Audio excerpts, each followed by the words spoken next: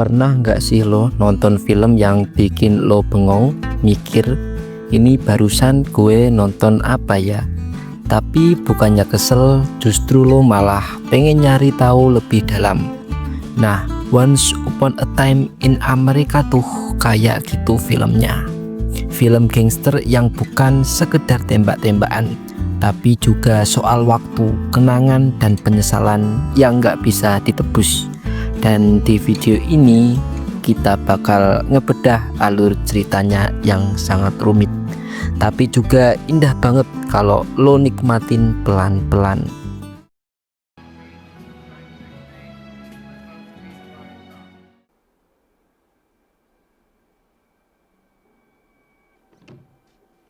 How's your sister?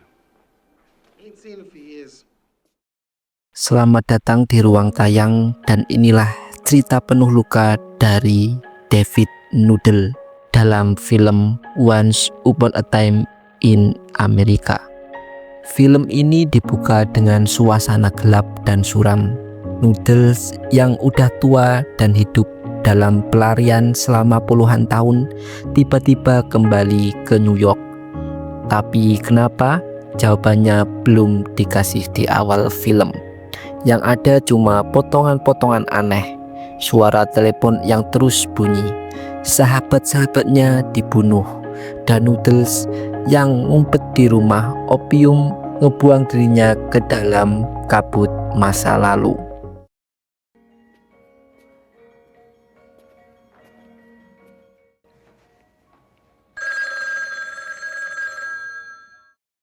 Dari sini kita langsung diajak ke masa lalu lewat memori Noodles yang kayaknya campur aduk antara kenyataan dan halusinasi. Dan inilah yang bikin film ini beda. Kita nggak dikasih tahu urutan waktu yang jelas, tapi justru fragmen-fragmen hidup yang hancur. Flashback ke masa kecil Noodles, Mike, Tetsi, Cookie, dan Dominic, 5 anak jalanan di Lower East Side, New York. Mereka mencuri, jualan barang haram, ngelawan polisi, dan punya mimpi jadi orang besar. Tapi yang paling berkesan di bagian ini, kedekatan Noodles sama Deborah, cewek yang dia cintai diam-diam.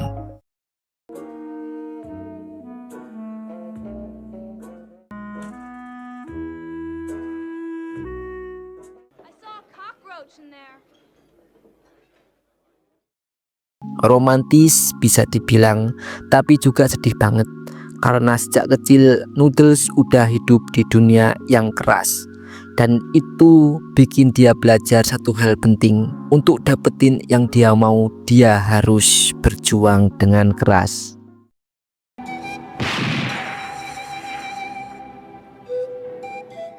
Noodles. I slipped.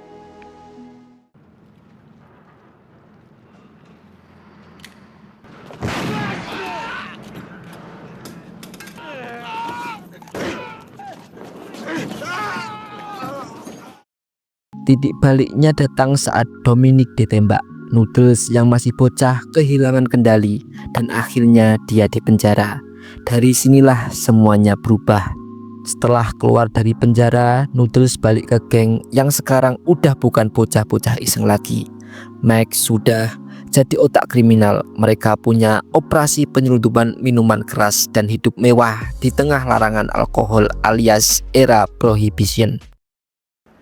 Your limousine is waiting. Huh? This is the real fat mode. Mustard doesn't even help. Tapi di balik semua kemewahan itu ada ketegangan yang mulai terasa.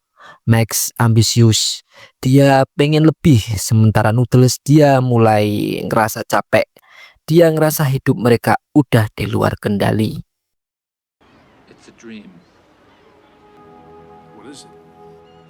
The Federal Reserve Bank. You're really crazy. Salah satu momen paling tragis datang dari hubungan Noodles dan Deborah. Akhirnya dia berani mengajak Deborah makan malam, naik kereta pribadi, dan malam itu semuanya kelihatan sempurna. Tapi setelahnya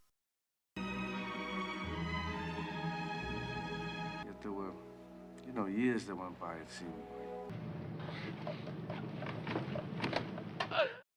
Ya, ini bagian paling menyakitkan dari film ini. Noodles ngerusak segalanya, dan ini bukan sekedar kesalahan karakter. Ini menunjukkan betapa rusaknya dunia yang mereka hidupi. Cinta berubah jadi kontrol, mimpi berubah jadi kekerasan. Sementara hubungan Noodles dan Deborah hancur. Max makin gak bisa dikendalikan. Dia punya ide gila buat ngerampok bank. Noodles yang ngerasa itu bunuh diri akhirnya ambil langkah ekstrim. Dia laporin gengnya sendiri ke polisi.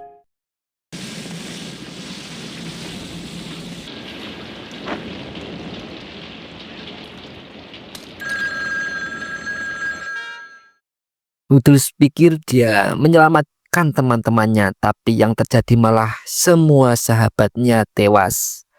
Noodles kabur, hidup sebagai buronan, dan disinilah hidupnya jadi kosong. Gak ada lagi yang tersisa kecuali rasa bersalah.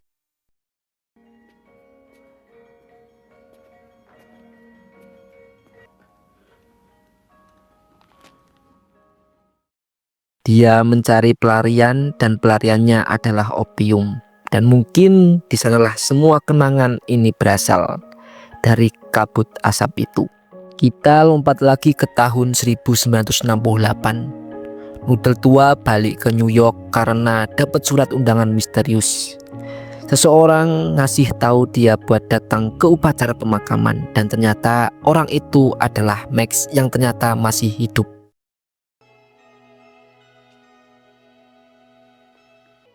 Hello, Deborah.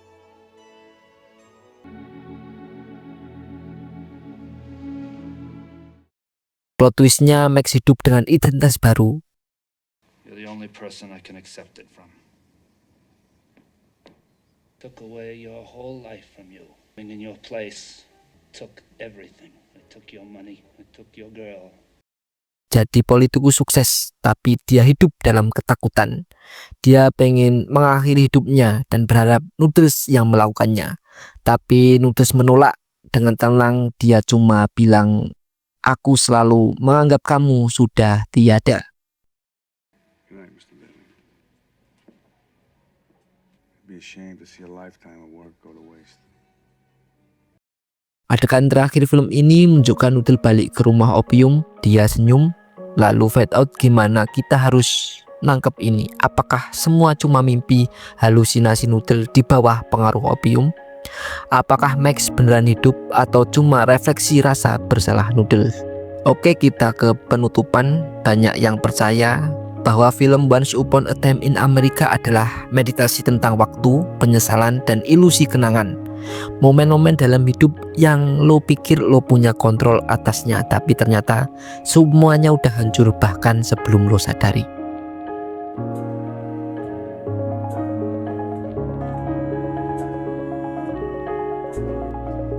I've made some progress since I used to dance here among the booze and the empties.